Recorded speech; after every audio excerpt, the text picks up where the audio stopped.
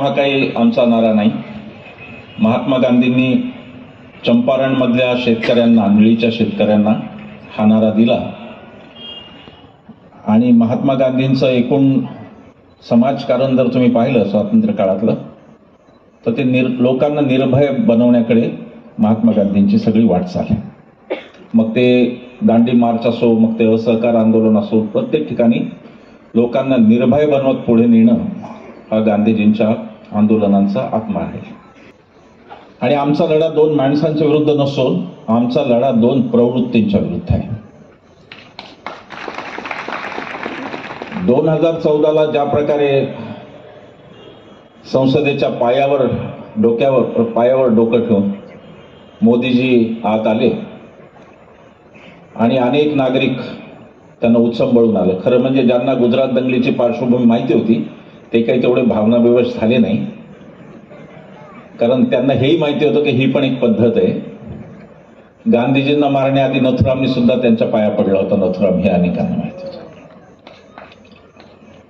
पण त्यानंतर या देशात जे सुरू झालं ते नागरिक म्हणून अस्वस्थ करणार आहे आणि म्हणून 9 वर्षांनी का होईना पण आम्ही जागे झालो, आम्ही उभे राहिलो. त्याचं दुसरं एक कारण असंही होतं की आम्हाला असं वाटत होतं की विरोधी पक्ष आणि इथली राजकीय व्यवस्था याचा सामना करेल, पण दुर्दैवाने ते हतबल ठरले. आता काही वेळा विनोद घडतात. म्हणजे आम्ही नारायण राणेंच्या मतदारसंघात 3 सभा घेतल्या. त्याचं कारण की 1 ते आणि 2 मुलं, त्यामुळे 3 सभा घेतल्या आम्ही. त्यावेळेला पोलिसांनी आम्हाला नोटीस दिली येऊन की म्हणे प्रक्षोभक बोलू नका. मी म्हणलं अहो इथे प्रक्षोभक बोलायला सिंधुदुर्गात 1 वडील आणि 2 छोटी मुलं असताना आम्हाला कशाला प्रक्षोभक बोलायचं का? ते आहेत बोलायला प्रक्षोभक, ते छान बोलतात प्रक्षोभक. आम्ही प्रक्षोभक बोलणारी माणसं नाही, कारण आम्ही गांधी आणि आंबेडकरांची माणसं आहोत. आम्ही सनदशीरच बोलणार, आम्ही प्रक्षोभक बोलणार नाही. हा देश जोडण्यासाठी आमचा संपूर्ण प्रयत्न हा या देशाला जोडण्याचा, या देशाला तोडण्याचा नाही, आणि म्हणून आम्ही प्रक्षोभक बोलत नाही. पण देशात जे वातावरण बनत गेलं आणि एक प्रकारे मंदिराच्या आडून येणारा धार्मिक उन्माद हाही दिसला. मंदिर झालं याबद्दल प्रत्येक हिंदूला आनंद झाला, प्रत्येक मुसलमानाला सुद्धा आनंद झाला. कित्येक मुसलमानांनी पेढे वाटले की एकदाच हे संपलं, याच्यात त्यांना आनंद झाला. मी स्वतः त्या बातम्या पाहिलेल्या आहेत. पण राम हा जणू काही भारतीय जनता पक्षाची खाजगी मालमत्ता, आमचा राम, अशा प्रकारचं जे वर्तन झालं त्या वर्तनाच्या विरुद्ध आम्ही उभे आहोत. आम्ही हिंदू आहोत, भारतीय जनता पक्षाच्या नेत्यांपेक्षाही चांगले हिंदू आहोत, कारण आम्ही वेद आणि उपनिषद वाचलेले हिंदू आहोत. आम्ही हिंदू आहोत कारण आम्ही ज्ञानोबा ते तुकोबा, आता गोविंदनी अनेक उदाहरणं दिली, मी पण देईन भाषणाच्या. आम्ही उत्तम हिंदू आहोत, पण उत्तम हिंदू असण्याचा अर्थ विनोबांनी सांगितलेला हिंदू म्हणजे हिंसेपासून दूर राहणारा, तो आम्ही हिंदू आहोत. आमचा राम हा गांधीजींचा राम आहे, जे ते शेवटी हे राम म्हणाले. गांधीजींचा राम हा आमचा खरा राम आहे, ज्याला मंदिराची गरज नव्हती आणि ती या देशाची संस्कृतीही नाही. ज्ञानोबांनी ज्ञानेश्वरीत लिहिलं नगरे चिरचावी जलाशये वसवावी. मंदिरे बांधावी नाही, नगरे चिरत जलाशय बांधावी, पाण्याची इच्छा. तो राम आमचा राम आहे. आमचा राम हा सतत बाण घेऊन अतिशय क्रुद्ध होत कोणत्या तरी समाजाकडे बाण रोखून उभा असलेला राम आमचा नाही. आमचा राम हा शांत, राजीव लोचन, सुहास्यवदनी असा आमचा राम आहे. आणि आमच्या रामाला बायकोचं वावडं नाही, तो बायको घेऊन सगळीकडे जातो, तो भावाला घेऊन सगळीकडे जातो, लक्ष्मणाला, तो कोणाला सोडत नाही. आमचा राम हा तो गांधीजींचा राम आहे, ज्याच्या सभे प्रार्थनेसाठी गांधीजी जात असताना एक म्हातारा माणूस पुरुष शरीराचा, तो रामाचं नाव घ्यायला जात असताना तुमच्या नथुरामाने मारलं. एवढा तुमचा नथुराम वाईट हिंदू होता की प्रार्थना होऊ द्यायची हे पण त्याला भान नव्हतं, की एक माणूस राम नाम घ्यायला जातो त्याला तरी मारता का म्हणे, हेही त्याला भान नव्हतं. आणि म्हणून आमचा राम हा गांधीजींचा राम आहे आणि तुमचा हा खरा नथुराम आहे, हे आम्हाला तुम्हाला सांगायचं आहे. आम्हाला तुम्हाला हेही सांगायचं आहे की तुम्ही काय करताय त्याकडे आमचं लक्ष डोळे फाडून आम्ही बघतोय तुमच्याकडे. आम्ही हे बघतोय की गेल्या काही दिवसांमध्ये भारतीय जनता पक्षाचे नेते हे सतत उत्तरेतले कोणीतरी बाबा बुवा, इथे नावं सांगितली गोविंदनी, मला त्यांची नावही लक्षात राहत नाही, असे बाबा बुवा पाठवत आहेत. हे आम्ही पाहतो डोळ्यांनी. आणि ते तुम्हाला काय करायचं हेही आम्हाला कळलेलं आहे. तुम्हाला महाराष्ट्र धर्म तोडायचा आहे. त्याचं कारण की इतिहास साक्षी आहे की या देशात जेव्हा जेव्हा अन्याय आणि अत्याचार झाला तेव्हा तेव्हा 3 प्रांत पहिल्यांदा उभे राहिले. ते लाल बाल पाल पासून खरं आहे की लाल म्हणजे लाला लजपतराय म्हणजे पंजाब, बाळ म्हणजे बाळ गंगाधर टिळक महाराष्ट्र, आणि पाल म्हणजे बिपिनचंद्र पाल हे पश्चिम बंगाल. महाराष्ट्र, बंगाल आणि पंजाब हे 3 सत्तेला आव्हान देणारे प्रदेश आहेत. त्यातले 2 तुमच्या हातातून ऑलरेडी गेलेत, बंगाल आणि पंजाब. आणि एक तुमच्याकडे ठेवायचा तुम्ही आटोकाट प्रयत्न गद्दारांना सोबत घेऊन केलाय. त्या महाराष्ट्राचा महाराष्ट्र धर्म खचवायचा आणि त्याला उत्तर प्रदेशच्या बळणावर न्यायचं राजकारणाच्या, हा तुमचा कट हे आमच्या लक्षात आलेला आहे. उत्तर प्रदेशीकरण म्हणतो मी तेव्हा मला उत्तर प्रदेशच्या माणसांबद्दल कोणताही आकस नाही, उत्तर प्रदेशच्या राज्याबद्दल मला कोणताही आकस नाही, कारण ते माझं राज्य आहे. या देशाला पहिले 2 नाही पुढचे पण पंतप्रधान दिलेले ते राज्य आहे. नेहरूंचा उत्तर प्रदेश, मी त्याचा द्वेष नाही. आज काल आपल्याला ती सवय लागली आहे. गुजरातचा द्वेष करायचा नाही, नंतर तो मोदी शहांचा, आधी तो बापूंचा आणि पटेलांचा गुजरात आहे, आपला गुजरात आहे, त्याचा द्वेष नाही करायचा. सगळा भारत आपला आहे. आणि उत्तर प्रदेशीकरण म्हणताना मला त्या माणसांशी माझं काही भांडण नाही, पण भारतीय जनता पक्षाने ज्या प्रकारचं राजकारण उत्तर प्रदेशात रुजवलं कमंडलच्या वेळेला, राम जन्मभूमी आंदोलन वगैरे त्याला म्हणून, आणि त्यानंतर आजपर्यंत जिथं ते राजकारण चाललंय त्या राजकारणाला महाराष्ट्रात नो एंट्री हे सांगण्यासाठी आम्ही उभे. काय राजकारण आहे उत्तर प्रदेशचं? उत्तर प्रदेशचं राजकारण हिंदू धर्माच्या मूळ समजुतींना धक्का देण्याचा आहे. आमचे संत सांगतात, संततेची जाणा जे देही उदास. संत जो असतो तो देहाच्या बाबतीत पण उदासीन असतो, त्याला सत्ता आणि पैशाचं काही घेणं नसतं. एका संन्याशाला तुम्ही मुख्यमंत्री करता, हा हिंदू धर्माचा सगळ्यात मोठा पराभव आहे की हिंदू धर्माची मोठी मोडतोड तुम्ही तिथे केली की संन्याशी हा मुख्यमंत्री केला तुम्ही. आणि बॉम्बस्फोटात असणारी तिला साध्वी म्हणता आणि तिला पण लोकसभेत पाठवता. संतांचा आणि राजकारणाचा कोणताही संबंध नव्हता. संतांचा संबंध विवेकाशी होता. ज्ञानेश्वर माऊलींनी लिहिले की चंद्रू तेथे चंद्रिका, शंभू तेथे अंबिका, संत तिथे विवेका असणे की. संत तिथे विवेक, हे काय विवेक असलेले संत आहेत जे महाराष्ट्रात येऊन आग लावत आहेत? असा विवेक असतो या संतांचा जे महाराष्ट्रातून आग लावतात? कोणीतरी तो टी जॉर्जा उठतो दक्षिणेतून, तो येतो आणि इथे आग लावतो. हे आग लावण्याचे उद्योग आम्हाला माहिती आहेत, पण हा महाराष्ट्र धर्म शिवाजी महाराजांच्या एका तत्वज्ञानावर उभा आहे हे विसरू नका. तुमचे जो तो भगवा तुमचा नथुरामाचा, त्या भगव्याचा आणि आमच्या शिवाजी महाराजांच्या भगव्याचा काही एक संबंध नाही. मी तर उल्काताई कधी भगवीकरण हा शब्दही वापरत नाही, कारण भगवा आपला आहे, तो शिवाजी महाराजांचा आहे. आणि ज्ञानेश्वर माऊलींपासून तुकाराम महाराजांपर्यंत भागवत धर्माची ती पताका आहे, तो भगवा आमचा आहे, तुमचा नाहीये भगवा. त्या भगव्याचा जो आशय अर्थ तो नीट समजून घ्यावा तुम्ही, यासाठी या सभांचं प्रयोजन आहे. यांना ज्ञानेश्वर ते तुकाराम ही परंपरा का परवडत नाही लक्षात घ्या. यांना ज्ञानोबा ते तुकोबा का परवडत नाही? त्याचं कारण ती परंपरा समता सांगणारी आणि भेदभाव नष्ट करणारी, म्हणून त्यांना परवडत नाही. ज्ञानेश्वर महाराज म्हणतात ज्ञानेश्वरीत, वेद संपन्न होय ठाई परी कृपण ऐसा आनंद नाही, जो कानी लागला तिन्ही वर्णाची. अरे वेद मोठे आहेत, पण 3 वर्णाच्या कानी लागून ते एका वर्णावर अन्याय करतायत ना, हे ज्ञानेश्वर महाराज म्हणतात. आणि तुकाराम महाराज ठणकावून सांगतात त्यानंतर अनेक काही 100 वर्षांनी की वेदांचा तो अर्थ आमाशीचा ठावा, आम्हाला माहिती आहे काय वेद आहेत, हे तुकाराम महाराज सांगतात. विष्णुमय जग वैष्णवांचा धर्म, भेदाभेद भ्रम अमंगळ, हे तुकाराम महाराज सांगतात. पण ते सगळं करत असताना ही परंपरा छेदायची आणि भलतेच बाबा बोवा आणायचे आणि त्यांना शककर्ता व्हायचंय मोदीजींना. शककर्ता म्हणजे माझ्यापासूनच सगळी सुरुवात. जसं शिवाजी महाराजांना आपण शककर्ता म्हणतो, शककर्ते, तिथून आपण शक सुरू केलं, तसं यांना करायचं. त्यामुळे सगळं माझंच. जुनी संसद दुरुस्त करणार नाही, नवीन बांधणार, नाव माझं तिच्यावर. ती शवपेटीच्या आकाराची संसद एक बांधलेली आहे, तुम्ही पाहिजे नवीन संसद भवन. हा जो अहंकार आमच्यावर हल्ला झाला पुण्यामध्ये, मला आश्चर्य वाटलं देवेंद्र फडणवीसांची प्रतिक्रिया. मी समजत होतो की हे वकील आहेत, स्वतः कायद्याचा अर्थ त्यांना कळतो. आश्चर्यकारक प्रतिक्रिया होती आणि ती फक्त माध्यमातली म्हणून सोडून देण्याची गोष्ट नाही, कारण नंतर विधानसभेत तेच बोलले फडणवीस. ते म्हणाले की हल्ला झाला ते योग्य नाही झालं, हल्ला करणाऱ्यांना शिक्षा देईल सरकार, पण उच्च पदस्थांबद्दल बोलताना सांभाळून बोललं पाहिजे. म्हणजे काय? म्हणजे आम्ही मोदी आणि शहांच्या विरोधात बोललो तर तुम्ही कार्यकर्ते पाठवणार तुमचे मारायला आम्हाला रस्त्यात?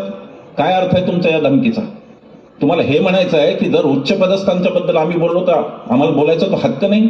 नागरिक म्हणून आम्ही मोदी आणि शहा यांची समीक्षा करत राहणार, कारण ते आमचे लोकसेवक आहेत. फडणवीस, तुम्ही सुद्धा आमचे लोकसेवक आहात. जोपर्यंत तुम्ही आमचे पगार घेता, जोपर्यंत तुम्ही आमच्या करावरच्या घरांमध्ये राहता आणि जोपर्यंत तुम्ही आमच्या करांमधून आलेल्या ऑफिसमध्ये बसून काम करता, तुम्ही आमचे लोकसेवक आहात. आणि तुम्ही हे लक्षात घ्या की तुम्ही 5 वर्षाचे भाडेकरू आहात, मालक नाही. मालक हा इथे बसलेला आहे आणि त्याला जर भाडेकरू पटला नाही तर तो 5 वर्षांनी भाडेकरूला काढून टाकतो. ते म्हणजेच लोकशाही. ती फडणवीसांनी शक्य तितक्या लवकर समजून घ्या.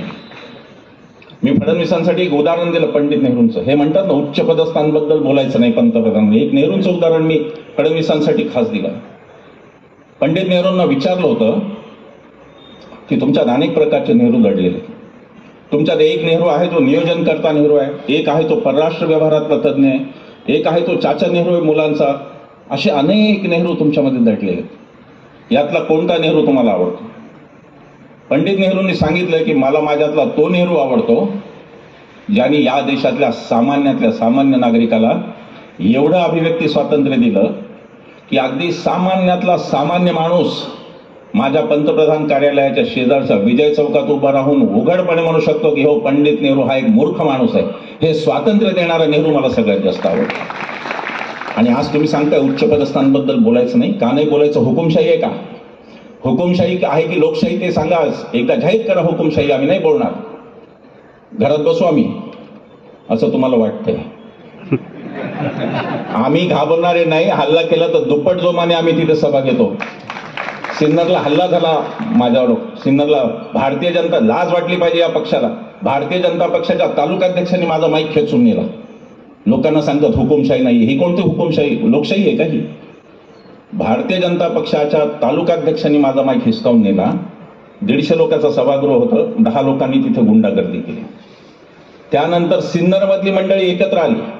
आमचे दत्ता वायचळे असतील, नाहीतर कॉम्रेड हरिभाऊ असतील, त्या मंडळींनी त्याच रात्री ठरवलं की यांच्या नाकावटीतून मोठी करायची. 3-4 हजार लोकांची सभा आम्ही सिन्नरमध्ये घेतली. दडपायला जेवढे जाल तेवढे खाली खाली दाबायला जाल, आम्ही तेवढे उफाळून वर येऊ. आम्ही दबणारे लोक नाही. आम्हाला जर हुकुमशाही आणून घरात बंद केलं, आम्ही तिथून बोलू, आम्ही पाहिजे तुरुंगातून बोलू, आम्ही पाहिजे तिथून बोलू, पण लोकांसमोर सत्य नेल्याशिवाय आम्ही राहणार नाही. हे त्यांनी नीट समजून घ्यावं. तिथून खरं म्हणजे त्यांचे आभार की त्या हल्ल्यानंतर निर्भय बनून चळवळच वाढली, लोकांना कळली. भारतीय जनता पक्षाचे आभार. तुम्हाला जे उत्तम करता येत होतं ते तुम्ही केलं. आता आम्हाला उत्तम काय करता येतं ते आम्ही करतोय. आता तुमचा आणि आमचा थेट सामना आहे. या चळवळीने कोणतीही सामाजिक बुरखा घेतलेला नाही. ही चळवळ एक स्वच्छ राजकीय चळवळ आहे. आणि आता निवडणूक आचारसंहितेचे कॅमेरे असतील, पण तरी सांगतो की ही निवडणूक कोणाला निवडून आणा हे सांगत नाहीये, पण कोणाला पाडा हे जरूर सांगते ही मोहीम. या मोहिमेचं कार्य ते आहे की 10 वर्षातली देशातली हुकुमशाही संपवणे हे या मोहिमेचं कार्य आहे. आणि ते आम्ही बोलत राहू. निवडणुका आता भरपूर फेजेसमध्ये घेतात. माहित नाही कशासाठी एवढं दीर्घ निवडणुकांचा कार्यक्रम, पण आम्ही जाऊ. आम्ही पुन्हा जाऊ, लोकांमध्ये जाऊ. महाराष्ट्राच्या विधानसभेच्या वेळेला 288 मतदारसंघात आम्ही जाऊ. आणि मी तुम्हाला हे पुन्हा येईन म्हणत नाही फडणवीसांचं. मी पुन्हा माझ्या सत्तेसाठी, माझ्या कशासाठी येणार नाही, पण या देशात माझ्या मुलींना, माझ्या नातवंडांना जी लोकशाही टिकवणं मी आवश्यक मानतो, ते माझं कर्तव्य पूर्ण करण्यासाठी. आम्हाला सत्तेत जायचं नाही, आम्हाला सत्तेतलं कोणतंही पद नको, पण या देशात प्रत्येक नागरिक भयमुक्त असला पाहिजे. त्याला स्वतःची अभिव्यक्ती करता आली पाहिजे. त्याला वाटेल ते स्वतःचं खाता आलं पाहिजे. गोमांसाच्या संशयावरून कोणी अखलाक होऊ नये आणि रोहित वेमुलासारख्या दलित विद्यार्थ्याला आत्महत्या कराव्या लागू नये, यासाठी आम्ही येत राहू, सतत येतो. संजीव भट्ट सारख्या IPS अधिकाऱ्याला कोणताही दोष नसताना केवळ खरं बोलला म्हणून संजीव भट्ट सारख्या IPS अधिकाऱ्याला जर विनाकारण, बेमुदत जर तिथं ते राहायला लागत असेल जेलमध्ये, तर त्यांच्यासाठी पण आम्ही येऊ आणि आम्हाला यावं लागेल. हे काही खरंच धुण्याचं भांडण नाही. आमचा काही संबंध नव्हता याच्याशी. मी तर जवळपास निवृत्तीच्या याच्यात होतो. मला काही नव्हतं. मला खरंच घरी जायचं होतं. मला काही करायचं मग मी म्हटलं झालं, जेवढं केलं ते खूप छान. आता थोडं घरी वेळ दिला पाहिजे. मुली वाढत्या वयाच्या त्यांच्याशी त्यांना. पण आत्ता परिस्थिती अशी झाली की कोणी बोलतच नाही राजकीय व्यवस्था. म्हणल्यावर उल्काताईंना यावं लागलं, किरण भाऊंना यावं लागलं, मला यावं लागलं. राजकीय व्यवस्था बोलू शकत नव्हती कारण त्यांना ईडी लावली जाते. ईडीचा भस्मासूर उभा आहे त्यांच्यासमोर. यांच्या गोष्टी पहिला धर्मवाद यांचा जो खोळचट धर्मवाद मी सांगितला, तो धर्मवाद यांचा पहिला. आणि दुसरा यांचा आहे तो स्युडो नॅशनलिझम म्हणजे राष्ट्रवाद. आम्हाला कोण सांगतंय आज राष्ट्रवाद? आम्हाला कोण शिकवतंय? आम्हाला ते शिकवत आहेत ज्यांनी राष्ट्रपित्याची हत्या केली, राष्ट्रगीताला विरोध केला आणि राष्ट्रध्वजालाही विरोध करा. ते आम्हाला शिकवत आहेत राष्ट्रवाद काय. 55 कोटीची कथा नंतर रचली गेली. त्याच्या आधी 7-8 वेळा प्रयत्न झाला गांधीजींना मारण्याचा. फाळणीच्या आधी पण गांधीजींना मारण्याचे प्रयत्न झाले. फाळणी हे कारण नाहीये त्याचं, खोटा नाटा इतिहास सांगायचा. पण हे कधी सांगायचं नाही की फाळणी थांबू नये म्हणून 2 मुसलमान इथले सगळ्यात जास्त लढले. त्यातले पहिले होते खान अब्दुल गफार खान सरहद गांधी आणि दुसरे होते मौलाना आझाद. हे कधी सांगायचं नाही, हे इतिहास कधी हा सांगायचं नाही. फाळणीचा आणि गांधींच्या मारण्याचा काही एक संबंध नाही. गांधीजींना यासाठी मारलं की जोपर्यंत हा म्हातारा जिवंत होता तोपर्यंत यांचं राजकारण कुठेही पुढे गेलं नसतं, म्हणून गांधीजींना मारलं. ह्या थापा आहेत, भूल थापा आहेत. 55 कोटी ह्या भूल थापा आहेत. 300 कोटीची देशाची आपल्या गंगाजळी होती इंग्रज सोडताना. 225 कोटी भारताच्या वाट्याला आले होते, 75 कोटी पाकिस्तानच्या वाट्याला गेले. इंग्रजांनी केलेली वाटणी होती, ही काही गांधी नेहरूंनी केलेली वाटणी नव्हती. त्यातला 20 कोटीचा हप्ता दिला होता पाकिस्तानला आणि 55 कोटी राहिले होते. आणि गांधीजी फक्त एवढं म्हणत होते की आपल्या स्वतंत्र झालेल्या भारत देशाने कुठल्या तरी दुसऱ्या देशाबरोबर केलेला हा पहिला आंतरराष्ट्रीय करार आहे आणि तो जर मोडला गेला तर आपल्या देशाची नाचक्की होईल, म्हणून ते देऊन टाका, एवढंच गांधी म्हणत होते. पण राष्ट्रपित्याला मारलं, यांनीच मारलं. आणि हे आपल्याला राष्ट्रवाद शिकवतायत. राष्ट्रगीत यांनी नाकारलं. यांच्या संघाच्या शाखेवर वंदे मातरम फक्त म्हणतात, त्यांना जनगणमन मान्य नाही. वंदे मातरम हेही काँग्रेसचं हे त्यांना माहिती नसतं, तर ते काय करणार? ते शाखेत फक्त अफवान कुजबुज, बाकी काही शिकवतच नाही. त्यामुळे ते ज्ञानाचा प्रश्न येत नाही. वंदे मातरम हे काँग्रेसच्या प्रत्येक अधिवेशनामध्ये गायलेलं गाणं आहे, स्वातंत्र्यपूर्व काँग्रेसचं सुद्धा. आणि ते आमचं राष्ट्रगान आहे आणि ते आम्हाला जनगणमन इतकंच प्रिय आहे. म्हणाले गदी माडगुळकरांनी लिहिले, वेदमंत्राहून आम्हा वंदे वंदे मातरम, आम्हाला ते प्रिय आहे. पण भारताचं अधिकृत राष्ट्रगीत ते राष्ट्रगान आहे आपलं, पण अधिकृत राष्ट्रगीत हे जनगण मनच आहे, ते त्यांना मान्य नाही. राष्ट्रध्वज भारताचा 14 ऑगस्ट 1947, दुसऱ्या दिवशी देश स्वतंत्र होणार, तिरंगा पहिला फडकवणार देशात लाल किल्ल्यावर. संघाच्या ऑर्गनायझर नावाच्या एका मुखपत्रात लेख लिहिला होता की आम्ही तिरंगाच मानत नाही कारण 3 रंग हे हिंदू धर्मात अशुभ मानले जातात. अगदी कालपर्यंत ते भिडे गुरुजीची रॅली निघाली होती यांची 15 ऑगस्टला आणि त्याच्यात भगवा घेऊन रॅली निघाली होती आणि त्यांना विचारलं की तिरंगा आज तर 15 ऑगस्ट नाही म्हणे, तिरंगा आमच्या मनात आहे म्हणाले. हे असे तिरंग्याचे विरोध आहेत. हे आम्हाला शिकवणार, घर घर तिरंगा, हर घर तिरंगा. अरे तुम्हाला आज कळलं, आमच्याकडे 42 पासून आहे. इथे बसलेल्या बहुतेकांचे आजोबा वडील कोणी ना कोणी स्वातंत्र्य चळवळीत असतील, त्यांच्याकडे 42 पासून तिरंगा आहे. तुम्हाला आज कळला. 2002 साली राष्ट्रीय स्वयंसेवक संघाच्या मुख्यालयावर 2002 साली म्हणजे स्वातंत्र्य मिळाल्यानंतर 55 वर्षांनी यांनी बळच तिरंगा लावला, कारण 3 तरुणांनी आंदोलन केलं आणि बळच जाऊन फडकावला, म्हणून यांना तिरंगा कळला. आणि हे आम्हाला सांगणार, घर घर तिरंगा, हर घर तिरंगा. हा जो राष्ट्रवाद यांचा, याची पोलखोल पुलवामामध्ये झाली. त्यांच्याच पक्षाचे राज्यपाल राहिलेले सत्यपाल मलिक यांनी स्पष्टपणे सांगितलं की जर त्या जवानांना विमानाने नेलं असतं तर जवान वाचले असते, विमानं मिळू दिली नाहीत, हे यांनी सांगितलं. पुलवामावर हे लढले होते 2019ची निवडणूक, आता गोची झालेली आहे. आता ना पुलवामा सारखा मुद्दा आहे, न धर्मवादाचा मुद्दा आहे. आता ही सगळी निवडणूक इलेक्टोरल बॉन्ड नावाच्या भ्रष्टाचारावर आली. भारतीय जनता पक्षाची मोठी गोची आता तिथे झाली. मी तुम्हाला खात्रीने सांगतो, महाराष्ट्रामध्ये अनेक सभा कित्येक ठिकाणी आहे आणि आम्ही आता गेले काही दिवस प्रवासाचा फारच फटीक आहे. आम्ही दररोज साधारण ॲव्हरेज गेले 3-4 महिने आम्ही दररोज सरासरी 300 किलोमीटरचा प्रवास आम्ही करतो. आमच्याकडे कोणतीही साधनं नाहीत, हेलिकॉप्टर नाही, काही नाही, काही नाही. आम्ही जिथे बस तिथे बस, कार तिथे कार, काय असेल ते आम्ही जातो आणि करतो. त्या सगळ्या शेतकऱ्यांशी आम्ही तिथे सकाळी पोहोचतो सभेच्या ठिकाणी, दिवसभर लोकांशी बोलतो. आणि आम्ही काही VIP लोकांशी बोलत नाही, अत्यंत सामान्य माणसांशी आम्ही बोलतो. ज्याला आम आदमी म्हणतात त्यांच्याशी आम्ही बोलतो. आणि त्या सगळ्यांचा फीडबॅक म्हणून तुम्हाला सांगतोय, 2024 साली हे हरल्याशिवाय राहणार नाही, हे मी तुम्हाला जबाबदारी.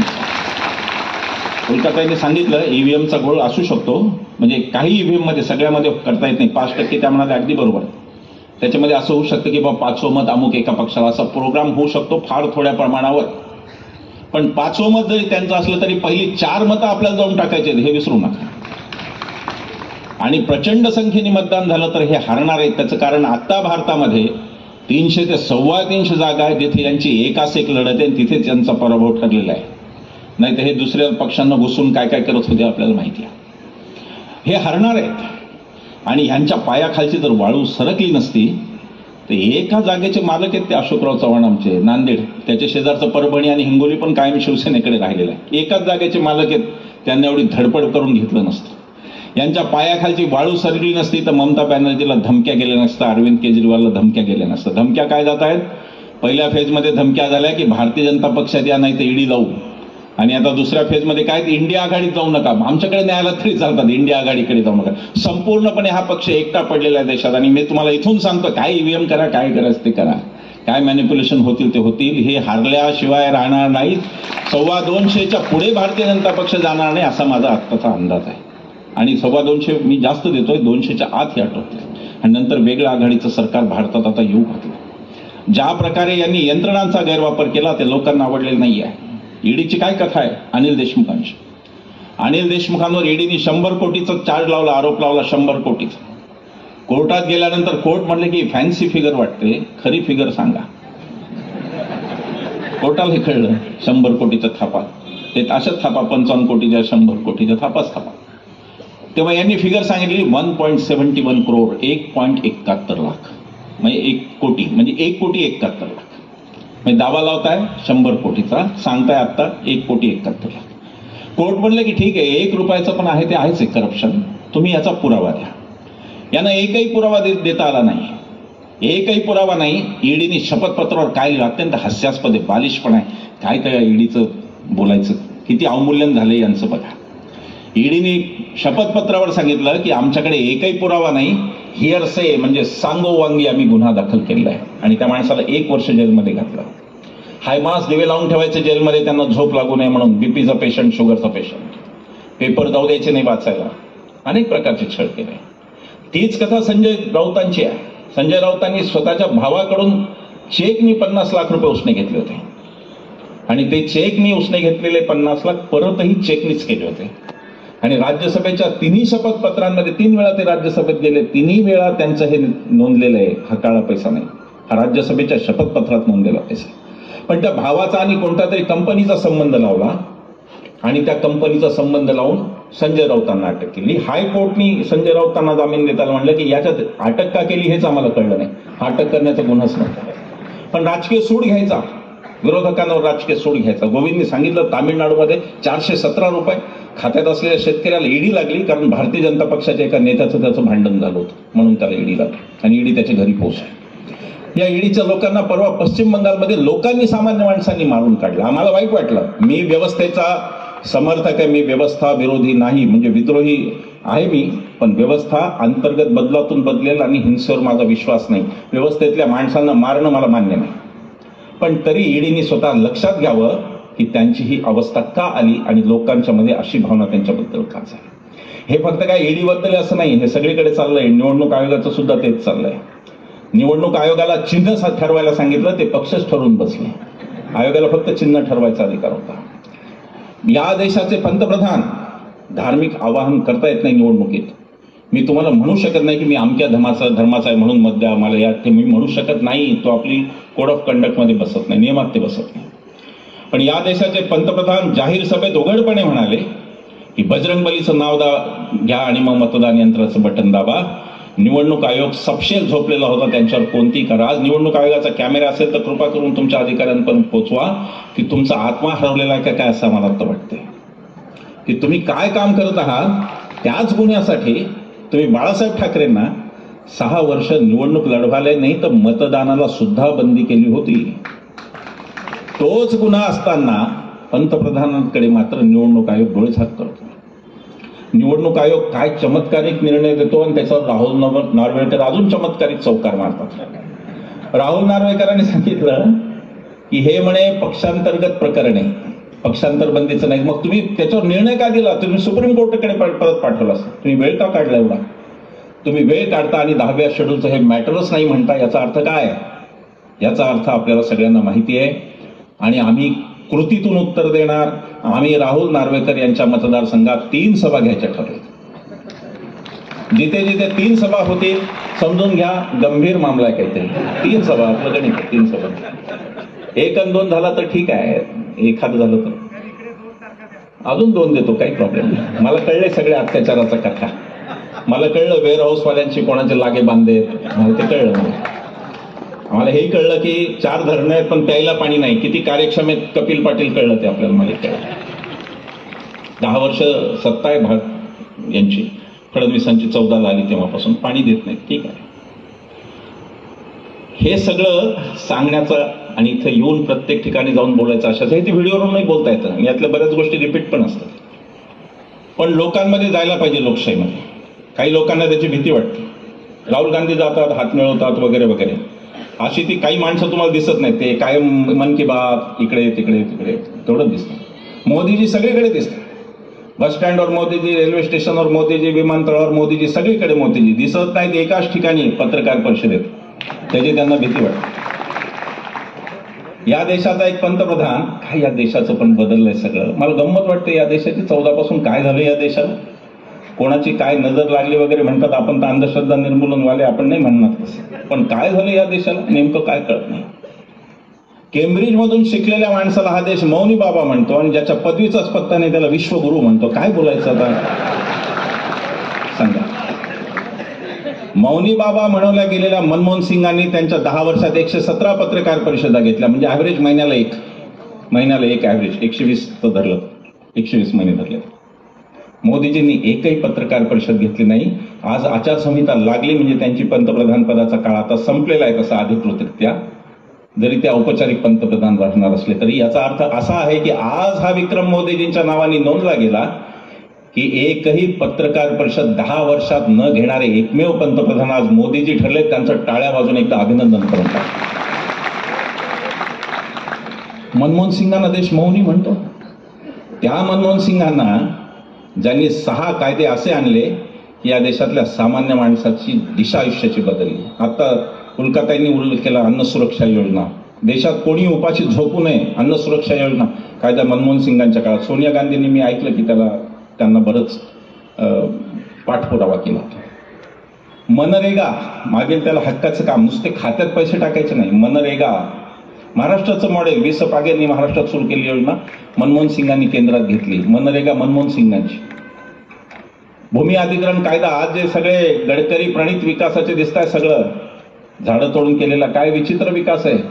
नितीन गडकरींच्या मंत्रालयाला RTI मध्ये विचारलं की तुम्ही झाडं किती तोडली. त्या मंत्रालयाने कळवलं मला की आम्ही झाडं मोजत नाही. उल्काताई इथपर्यंत लोकशाही आली. आम्ही झाडच मोजत नाही म्हणाले गडकरी.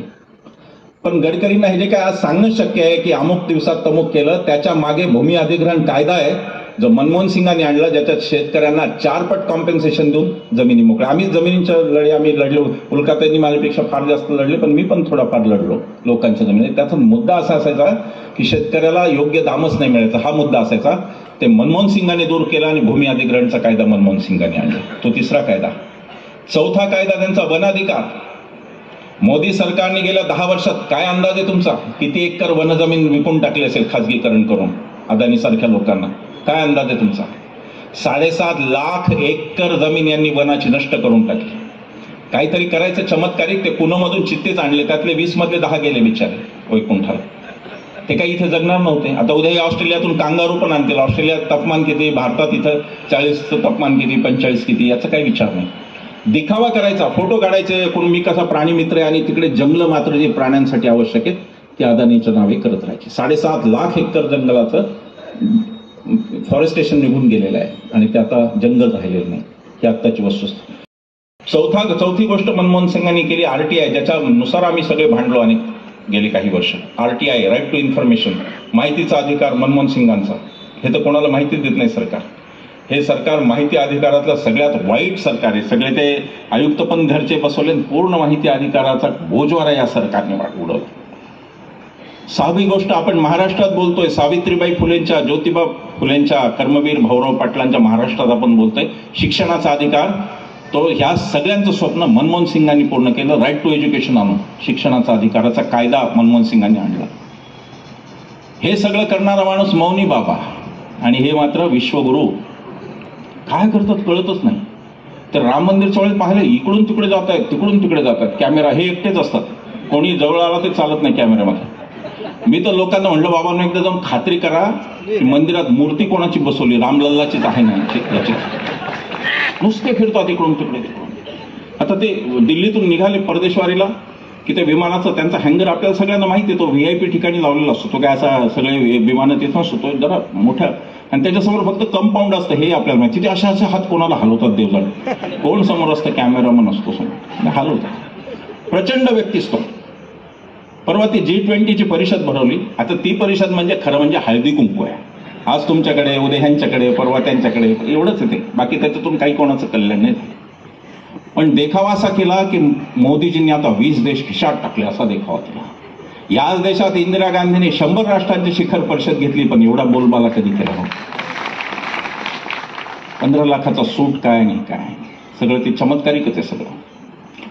मध्ये ते रेल्वेवर त्यांचे म्हणे सेल्फी पॉइंटच काढले रेल्वेचे.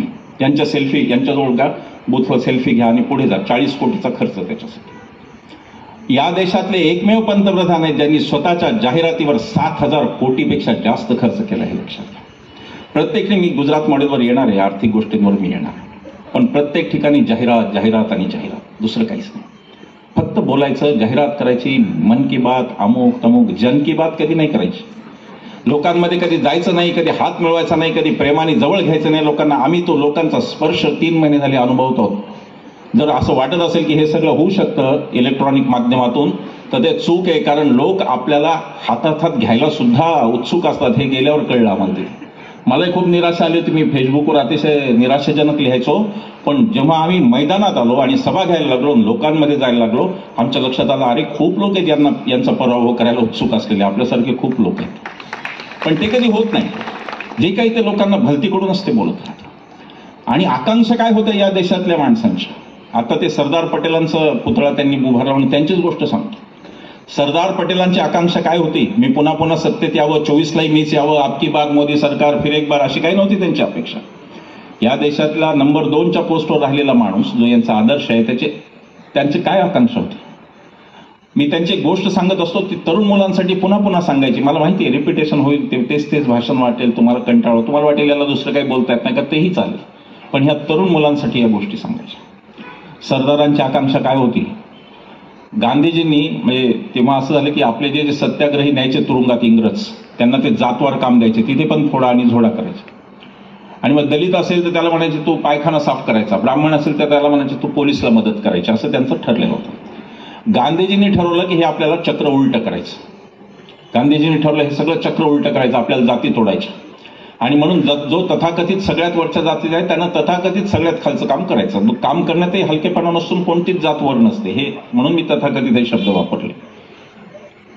आणि मग त्यांनी असं ठरवलं की ब्राह्मण असेल तर त्यांनी पायखाना साफ करायचा, दलित असेल तर त्यांनी पोलिसांना मदत करायची. गांधीजींनी त्याच्यावर एक पत्र सरदार पटेलांनी गांधीजींना लिहिलं. फार गोड तक्रार आहे त्या पत्रामध्ये.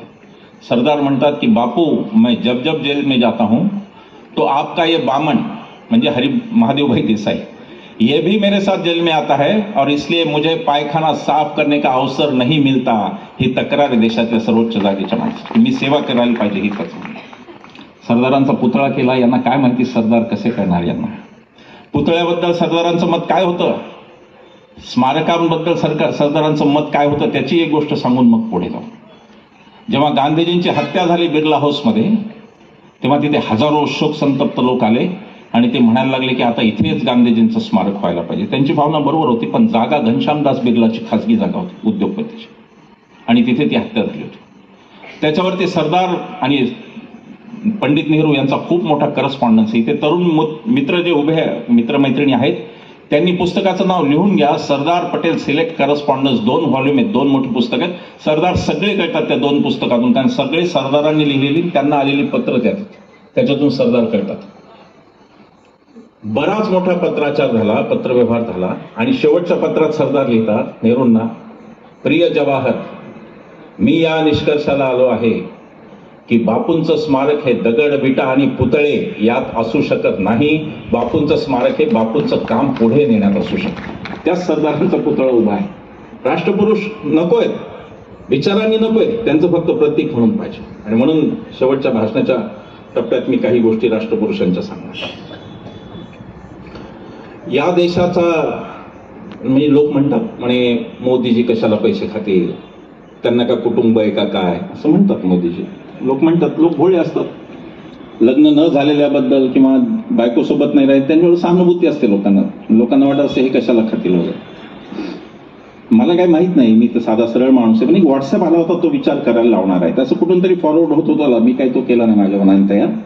फॉरवर्ड होत होता त्यात त्यांनी असं म्हणलं होतं किंवा गब्बर सिंगाचं तरी कुठे लग्न झालं होतं, पण तो शोले मधला करतच होता काय तो. असो काय असायचं ते असं. पण या देशाला मोदीजींनी जे विकलं तो या देशातला मोठा भ्रष्टाचार होता.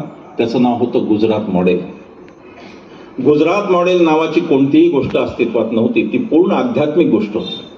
म्हणजे स्वर्गात जसा रंभा अप्सरा असतात असं आपण ऐकून आहोत, तसं गुजरात मॉडेल हे काहीतरी भव्य दिव्य असं ठसवण्यात आलं. ते गुजरात मॉडेल वस्तुतः काहीही नव्हतं. भारतीय जनता पक्षाच्या प्रवक्त्यांना चॅनलवर सुद्धा आम्ही त्यांचा सामना करताना विचारायचो की मॉडेल म्हणजे नेमकं काय ते सांगा. 2-4 गोष्टीत असतात मॉडेलच्या. किंवा पाण्याचं मॉडेल म्हणजे बा अशी धरणं बांधली, असे बंधारे काहीतरी असतं ना त्याला. ते म्हणायचे साबरमती नदी स्वच्छ झाली. आता नदी स्वच्छ हे सगळं गुजरात मॉडेल आहे का? त्या गुजरात मॉडेलचं सच मी तुम्हाला सांगतो. त्या गुजरात मॉडेलचं सच नंतर तुम्हाला लक्षात येईल की 14 पासून आपली हीच फसवणूक चालू आहे. वस्तुतः ते काही मॉडेल नाही. गुजरात मॉडेल गुजरात राज्यामध्ये 38% लोकांना सकस अन्न देत नाही, न्यूट्रिशनल फूड देत नाही. गुजरातमध्ये महागाईचा दर 7.41% आहे, 7.95% आणि देशभरात तो 7.41. म्हणजे देशभरात जास्त महागाई गुजरातमध्ये आहे. शिक्षणामध्ये गुजरात 5वा आहे देशात मॉडेल. म्हणून ते दिल्लीचा सिसोदिया अटकेत आहे, कारण त्यांनी चांगल्या शाळा केल्या. हे त्या मुलासारखे आहेत जो पहिल्या येणाऱ्या मुलाची पानं फाडत राहतो फक्त, बाकी स्वतः काही करत नाही. करायचं नाही स्वतःला काही. शाळांच्या नावाने बॉम्बे यांची, ते मध्ये गेले होते कुठल्या तरी शाळेत विद्यार्थी बनून वगैरे, पण तेवढंच. बाकी ते शाळेत गेले याला काही पुरावा फार नाहीये. कोणी असा वर्गमित्र यांचा आजपर्यंत भेटला नाही जो म्हणायचा की आम्ही एका वर्गात होतो. एकही माणूस भेटत नाही. एक कुठून तरी भेटला होता, आणला होता धरून, मग तो गडबडला. तो म्हणला नाही मी तर शाळा सुरू व्हायचे आधीचा मित्र आहे म्हणला. सुरू झालं एका वर्गात होतो सांगणारं कोणी नाहीये. पण शिक्षणात गुजरात 5वा आहे. त्याच्या पुढची गंभीर गोष्ट सावित्रीबाई फुलेंच्या महाराष्ट्रात हे सांगताना लाज वाटते आहे. त्याच्या पुढची गंभीर गोष्ट अशी आहे की गुजरातमध्ये दरवर्षी 22% मुली शाळा सोडून देतात. हे गुजरात मॉडेल आहे. आरोग्यात गुजरात 12व्या जागी आहे देशात. केरळला कम्युनिस्ट म्हणून चिडवतात. केरळ पहिला आहे आरोग्यामध्ये, साक्षरतेमध्ये पहिला आहे. गुजरात 12वा आहे. इतकी अवस्था वाईट आहे यांची की गुजरातमध्ये कोरोना काळात सिलेंडर, ऑक्सिजन सिलेंडर आणि मास्क महाराष्ट्राने पुरवले, तरी शिव्या उद्धव ठाकरेंच्या नावाने चालू असतात. या देशात कोरोना काळात जर उद्धव ठाकरे आणि राजेश टोपे यांच्यासारखे सुबुद्ध लोक नसते, थांबा टाळ्याचं वाक्य पुढे, टाळ्यांचं वाक्य अजून पुढे. आणि या महाराष्ट्रात जर एकनाथ शिंदे मुख्यमंत्री आणि ते तानाजी सावंत हापकीन कोण माणूस म्हणणार, ते जर का आरोग्यमंत्री असते तर ही सभाच झाली नसती, कारण श्रोतेही जिवंत राहिले नसते, वक्तेही जिवंत. नद्यांमध्ये प्रेत वाहिली उत्तर प्रदेशमध्ये योगींचा कारभार. शिक्षणाचा विषय चालला होता ना.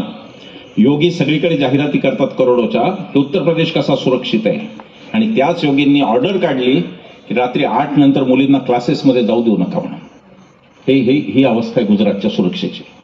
8 नंतर गुजरातमध्ये मुली सुरक्षित नाहीत उत्तर प्रदेशमध्ये, आणि हे योगी सांगतायत. उत्तर प्रदेशमध्ये 8 नंतर मुलींना क्लासेस नाही, कारण मुली सुरक्षित नाहीत, कबूल करतायत. सगळीकडे खोटं बोलायचं. 80 कोटी लोक, आणि एकीकडे म्हणायचं 13 कोटी लोकांना मुक्त. मग 13तून ते 80 मधून वजा व्हायला पाहिजेत ना. 13 67 कोटीच राहायला पाहिजेत. आणि पुन्हा त्याच्या पुढे मी हमी देतो 5 वर्ष, म्हणजे 5 वर्ष 80 कोटीला दारिद्र्यात ठेवणार आहेत का हे परत. दारिद्र्याची हमी, दारिद्र्याची गॅरंटी म्हणजे मोदी की गॅरंटी आहे, लक्षात घ्या. ही गॅरंटी आहे त्यांची. हे गुजरात मॉडेल आहे. गुजरातच्या 37% घरांमध्ये स्वच्छ इंधन नाही. ही गुजरातची परिस्थिती आहे. ते उज्ज्वला गॅस आता ताईंनी सांगितलं, मी ते रिपीट नाही करत. गुजरातची अवस्था ही आहे आणि ते मॉडेल म्हणून विकलं 14ला आम्हाला सांगितलं गुजरात मॉडेल प्रमाणे देशाचा विकास होणार आहे, तो झाला. गुजरात मॉडेलच्याच वाटेने देश चालला. या देशातल्या महत्वाच्या प्रश्नांकडे पंतप्रधान त्याच्यावरती कधी बोलत नाहीत. मनमोहन सिंग मौनी बाबा जेव्हा पंतप्रधान होते 66 रुपये पेट्रोल होतं, आज ते 107 रुपये आहे. डिझेलचा भाव 52 रुपये होता, तो आज 95 रुपये, दुप्पट झालं डिझेल. आणि गॅस 410 रुपयाचा आज 1100 रुपयाला गेला, तो 100 रुपये डिस्काउंट करून दिला. व्यापारी साड्याच्या दुकानांमध्ये असताना 20% डिस्काउंट, म्हणजे 20% किंमत आधीच वाढवली असते, आले की म्हणतात आता 20% डिस्काउंट. पूर्णतः व्यापारी. ते एक होते व्यापारी म्हणून आले आणि राज्यकर्ते बनले, हे राज्यकर्ते म्हणून आले व्यापारी बनले, असं यांचं उलट आहे यांचं. आणि म्हणून नागरिकांची ही सभा आहे, निवडणूक आयोगाने लक्षात घ्यावं, ही राजकीय पक्षाची सभा नसून हे नागरिक आहे जे एकमेकांना स्वतःचं दुःख सांगतायत. आम्ही पण इकडचेच आहोत, फक्त इथं वर तुमचे प्रतिनिधी म्हणून बसलो, बाकी इकडचे आणि इकडचे यांच्यात काही फरक नाही, यांच्यातलं कोणालाही सत्ता मिळणार नाही हे माहिती आहे. पण नागरिकांना एकमेकांचं बोलायला पाहिजे, नागरिकांशी संवाद एकमेकांचा झाला पाहिजे आणि देश कुठे चाललाय तो थांबवा हे सांगायला पाहिजे, एवढंच याचं औचित्य आहे. भूक निर्देशांकात हा देश 125 मध्ये 111व्या स्थानावर आहे. या देशाचा हॅपीनेस इंडेक्स आनंदी निर्देशांक प्रचंड मोठा खालावलेला आहे. आणि या देशामध्ये अदानी नावाचा एक भस्मासूर त्यांनी हा देश काबीज करायला सुरुवात केलेली आहे. देशातली बहुतेक विमानतळ अदानीचे, बंदरं अदानीचे, वीज अदानीचे, सर्व काही अदानीचं आहे. आणि यांना कधी राग आला? संसदेत राहुल गांधींनी आधी टीका केली होती, तेव्हा यांना राग आला नव्हता. ते थेट मोदींना बोलले, शहांना बोलते, तेव्हा राग आला नव्हता. जेव्हा अदानीचे 20,000 कोटी राहुल गांधींनी काढले तेव्हा यांना एकदम राग आला. कोण कोणाचा मालक आहे मला माहित नाही, त्यांना एकदम राग आला. आणि मग राहुल गांधींची खासदारकी काढली, मग लगेच गुजरातच्या न्यायालयाचा निर्णय, मग सुरतच्या कोर्टाचा निर्णय, बरोबर 2 वर्षाची शिक्षा आणि लगेच खासदारकी काढून घर पण काढायचं. ही असहिष्णू परंपरा भारतीय राजकारणात कधीही नव्हती. भारतीय राजकारणात विरोधक नसावेत अशी दुष्टबुद्धी एकाही पंतप्रधानांनी बाळगली नव्हती. पंडित नेहरूंकडे 5वी बहुमत होतं 3 वेळा, राजीव गांधींकडे 415 खासदार होते. ज्यावेळेला भारतीय जनता पक्षाकडे 2 खासदार होते त्यावेळेला राजीव गांधींकडे 414 खासदार होते. पण राजीव गांधींनी कधी भाजपमुक्त भारत हा नारा दिला नाही. यांनी काँग्रेसमुक्त भारत हा द्वेषपूर्ण नारा ही यांची या देशाला देणगी आहे, या देशाच्या राजकारणाला. आणि खुनशीचा तो प्रवास जो सुरू झाला तो इकडेही चालू आहे, महाराष्ट्रातही तेच चालू आहे. महाराष्ट्राच्या सत्तांतरावर मी खरं असीम सरोदे आले असते ते बोलले असते, मी काही जास्त बोलणार नाही. पण ज्या प्रकारे गेलं आणि ज्या प्रकारे मी काल परवा शिंदे साहेबांना म्हणताना ऐकलं की आम्ही शिवाजी महाराजांचे मावळे, मला हसायला झालं. तुमच्या कोणाच्या पाहण्यात एक तरी मावळा महाराजांचा आहे का जो सुरत मार्गे गुवाहाटीला गेला, तिथून गोव्याला आला आणि तिथून आहे का तुमच्या? त्याच्यावर त्या महाराजांचं नाव बदनाम करतात, जिथे तिथे आमच्या महाराजांचं नाव बदनाम करतात. शिवाजी महाराज यांची 14ची घोषणा होती, छत्रपतींचा आशीर्वाद होती की नाही? काय आशीर्वाद छत्रपतींचा? मणिपूरमध्ये 2 भगिनी नग्न अवस्थेत रस्त्यातून पळत आहेत आणि त्यांच्या मागे हजारोचा जमाव आणि याच्यावर तुम्ही एक शब्दही बोलत नाही. हा छत्रपतींचा आशीर्वाद असू शकतो? जिथे आमचे छत्रपती अशीच आमची आई असती, कल्याणच्या सुभेदाराची सून आठवा, हा छत्रपतींचा आशीर्वाद असतो.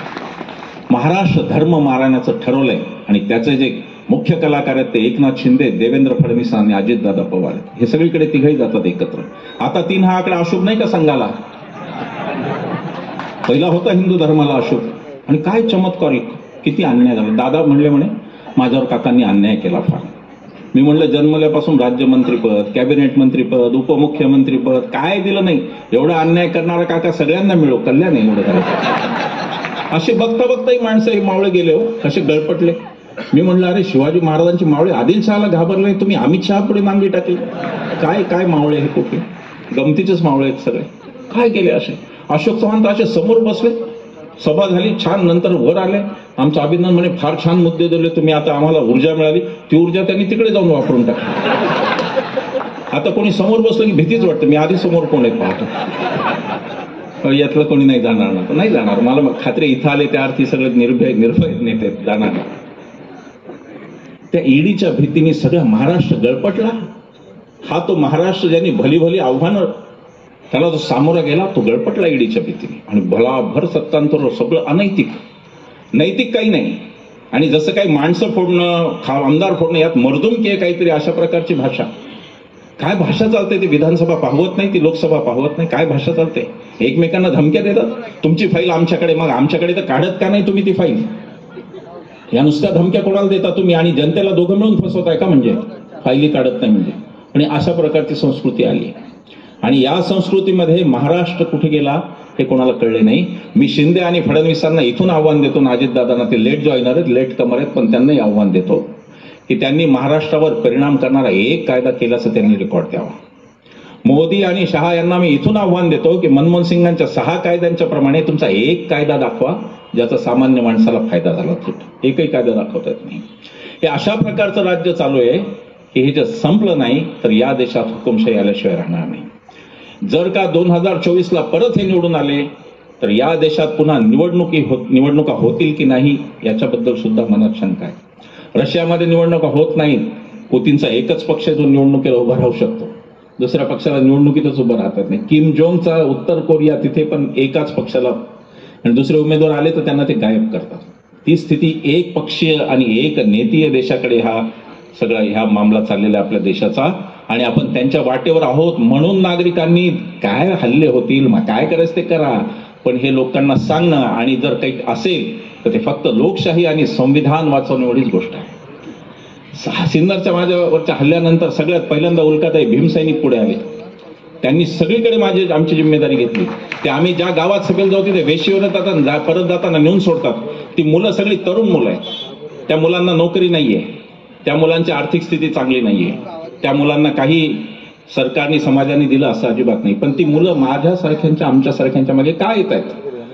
ती मुलं अत्यंत निस्वार्थी आहेत आणि त्यांचं बाबासाहेबांच्या राज्यघटनेवर निरातिशय प्रेम आहे. हे त्याचं कारण की त्यांना असं वाटतं की ही माणसं आपल्या बाबासाहेबांची घटना, शिवसैनिक असो, भीमसैनिक असो, सगळ्या प्रकारची माणसं आम्हाला संरक्षण देत आहेत. आणि पोलिस देतात. पोलिसांचे आभार. पोलिसांना मला आवडत नाही. पोलिसांनी, मी मग असे म्हणालो की कृपा करून तुम्ही तुमच्या वेळेला घरी जा. हे मला आवडत नाही ताणत बसणं. तुम्हाला आधी इतर ताण कमी आहेत का या नेत्यांचे, त्यांचे बंदोबस्त आहे, सणांचा बंदोबस्त, डीजेचा आवाज, सगळं पुन्हा आम्हालाही सहन करावं लागतं. त्याच्याबद्दल मी दिलगीर आहे. खरंच माझा आग्रह नाही की संरक्षण असलं पाहिजे. तुम्ही खरंच तुमच्या वेळेला घरी जा. सांगण्याचा अर्थ असा मित्रो की ज्या प्रकारचा भ्रष्टाचार, ज्या प्रकारच्या गोष्टी चालल्या त्याच्याकडे आता सजगपणे पाहिजे. आता ते प्रकरण जाहीर झालं. आम्ही ते पहिल्या सभांमधून बोलतोय. हे जे बॉन्ड, हे जे जेम्स बॉन्ड निघाले, हे जेम्स बॉन्डचं प्रकरण आम्ही पहिल्या सभेपासून बोलतोय. हा मामला काय आहे? हेटेरो ड्रग नावाची औषधी कंपनी, तिच्यावर इन्कम टॅक्स धाड घालतं, 124 कोटी नगदी रक्कम जप्त करतं आणि त्याच्यानंतर ते 60 कोटीचे बॉन्ड घेतात आणि मोकळे होऊन जातात. ही पापमुक्तीची लढाई आहे. मोदीजी, तुम्ही घोषणा ऐकली होती, ना खाऊंगा ना खाने दूंगा. मनातल्या मनात अजून एक वाक्य बोलले होते, ना खाऊंगा ना खाने दूंगा, खाने वाले हरे को भाजपा में लाऊंगा. काय शिक्षा अजितदादांना, 70,000 कोटी का मित्रो. आणि काय ते म्हणाले, नॅचरली करप्ट पार्टी, 70,000 कोटी का घोटाळा. 3 दिवसात अजितदादा उपमुख्यमंत्री पदाची शपथ. तरुण मुलं म्हणतात, सर काय मस्त शिक्षा मिळते हो घोटाळ्याला. 70,000 कोटी गेली उपमुख्यमंत्री, 1,00,000 कोटी खाल्ले तर मुख्यमंत्रीच करतील कदाचित. हे सगळे जे गेले, एकनाथ शिंदेसह त्यांच्या जिल्ह्यात मी बोलतोय, हे सगळे जे गेले हे घाबरून गेलेले आहेत. यातला एकही निष्कलंक नाहीये. एकनाथ शिंदेच्या पीएची जेव्हा चौकशी केली ईडीने समृद्धी महामार्ग घोटाळ्यामध्ये, नंतर एकनाथ शिंदे गळपटले आणि तिकडे गेले. हे सगळे गेलेले आहेत. प्रताप सरनाईक, सगळे माहिती, सगळ्यांची कुंडली आहे. 21 नेते म्हणजे भारतीय जनता पक्षात किंवा शिंदेबरोबर किंवा अजितदादांबरोबर गेले, ज्यांची चौकशी थांबवण्यात आली. हसन मुश्रीफांची चौकशी कोर्टात, मॅटर चालू होता ईडीच्या कोर्टात. हसन मुश्रीफांचे वकील म्हणले, मला आता ही केसच आठवत नाही, शंखपुष्पी घ्या आणि वाढवा मेमरी स्वतःची. नारायण राणेंच्या केसमध्ये ते म्हणले फाईलच हरवली. हे असे सुटलेले सगळे, हे सगळे निष्कलंक. हे ईडी कृपा आहे सगळी. पुढचे जे कोणी सत्ताधारी येतील त्यांना ईडीचे पहिले 25 अधिकारी पहिल्यांदा घरी पाठवावे लागतील, त्याशिवाय आता ईडी सुधारत. पगार आमचा घेता आणि चाकरी वेगळ्यांचीच करता. तुम्ही आमचा पगार घेता, आमच्या करांचा पगार घेता आणि चाकरी तुम्ही कोणाची करता. भ्रष्टाचाराने हाईट केलेली आहे मोदी सरकार. हे आजपर्यंत भ्रष्टाचारातलं सगळ्यात भ्रष्ट सरकार आहे. हे आता मी खात्रीने सांगतो जेव्हा हे बॉन्डचं प्रकरण समोर आहे. यांनी भ्रष्टाचाराचं इन्स्टिट्यूशनल केलं. भ्रष्टाचाराला म्हणजे भ्रष्टाचारालाच कायदेशीर करून टाकला की आम्ही तुमची कामं करतो, त्या बदल्यात पक्षाला पैसे द्या आणि ते वाईट घ्या, म्हणजे चेकनी पैसे द्या. भ्रष्टाचाराचा एवढा राजरोस, जे काही भ्रष्टाचाराचं संस्थाकरण किंवा भ्रष्टाचाराला लिगल करणं, हे दुसऱ्या कोणत्याही पंतप्रधानांनी केलं नाही, हे मोदीजींनी केलंय. त्याचं श्रेय मोदीजींना आहे. हे तर भ्रष्टाचार आहेतच, पण नोटाबंदी हा अजून मोठा भ्रष्टाचार होता आहे, लक्षात घ्या. लोक भोळेत आपल्याकडे. लोक म्हणतात ते काय चुकला निर्णय. चुकला नाही, तो सुनियोजित भ्रष्टाचार होता. 20% कमिशनचा तो भ्रष्टाचार होता. या शहापूरमध्ये, शेजारच्या भिवंडीमध्ये कुठेही एकाही माणसाने, श्रीमंत माणसाने आत्महत्या केली नाही पैसे गेले म्हणून, 1000च्या आणि 500च्या नोटा गेल्या म्हणून. ना कोणाला हार्ट अटॅक आला. त्याचं कारण ते पैसे रेग्युलराइज करून देणारी सगळी यंत्रणा कार्यान्वित होत होती. गुजरातमधल्या एका कोऑपरेटिव्ह बँकेने, तिचं नाव अहमदाबाद कोऑपरेटिव्ह बँक, या बँकेने पहिल्या 5 दिवसात 845 कोटीच्या नोटा बदलून दिल्या. या बँकेचे डायरेक्टर श्रीमान अमित शहा आहेत. गुजरातमध्ये 11 बँका आहेत कोऑपरेटिव्ह, भारतीय जनता पक्षाच्या नेत्यांच्या ताब्यातल्या. त्याने 3000 कोटीच्या वर नोटा पहिल्या 5 दिवसातच बदलून दिल्या होत्या.